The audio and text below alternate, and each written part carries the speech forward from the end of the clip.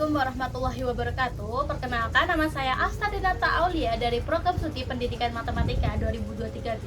Di sini saya akan menjelaskan tentang teori moral yang terdapat dua tokoh penting yang berperan penting dalam pengembangan teori moral tersebut. Yang pertama adalah Jean Piaget dan Lawrence Kohlberg.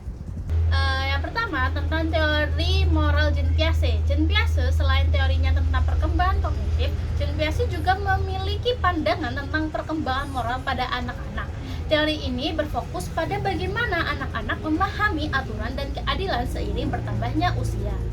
Ada beberapa tahapan dari perkembangan moral Piaget. Yang pertama, moralitas heteronom yang ada pada usia 2-6 tahun. Yang kedua, moralitas autonom yang ada pada usia 7 tahun ke atas. Apa sih moralitas heteronom ini?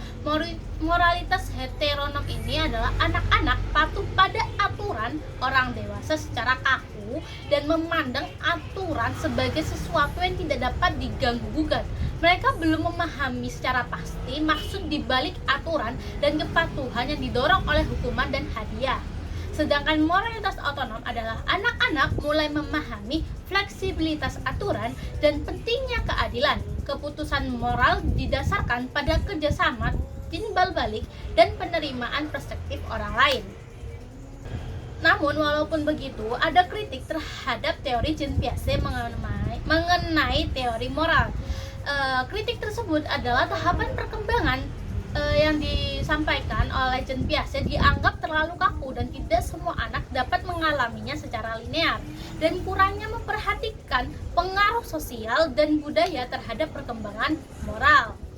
Selanjutnya saya akan menyampaikan mengenai teori Lawrence Kohlberg.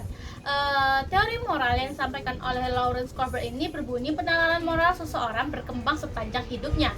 Teori ini didasarkan pada gagasan bahwa moralitas berkembang melalui tahapan-tahapan tertentu dan setiap tahap menunjukkan penalaran yang lebih kompleks daripada tahap sebelumnya.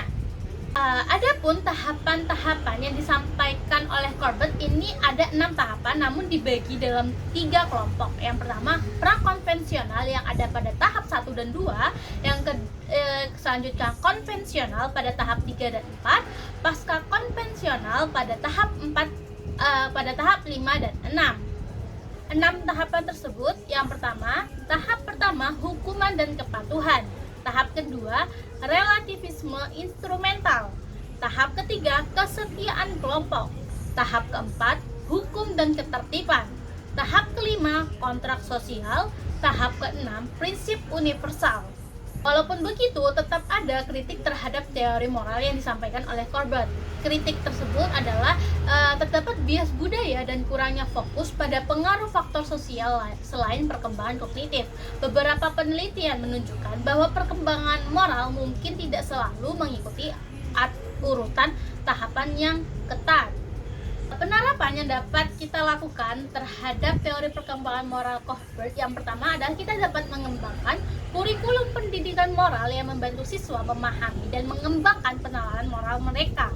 Yang kedua, guru juga dapat menggunakan dilema moral dan strategi pengajaran lainnya untuk membantu siswa belajar bagaimana membuat keputusan moral yang kompleks. Yang ketiga, membangun komunitas kelas yang positif. Dari apa yang saya sampaikan tadi, kesimpulan yang kita dapat dari teori Piaget dan Kohlberg mengenai teori moral, kita dapat memberikan landasan penting untuk memahami perkembangan moral dan kognitif. Namun penting untuk memahami keterbatasan mereka dan mempertimbangkan bagaimana faktor lain dapat mempengaruhi proses tersebut. Sekian dari saya, mohon maaf bila terdapat salah-salah kata dan kurangnya penyampaian saya berikan. Saya harap apa yang saya sampaikan dapat memberikan manfaat kepada teman-teman. Wassalamualaikum warahmatullahi wabarakatuh.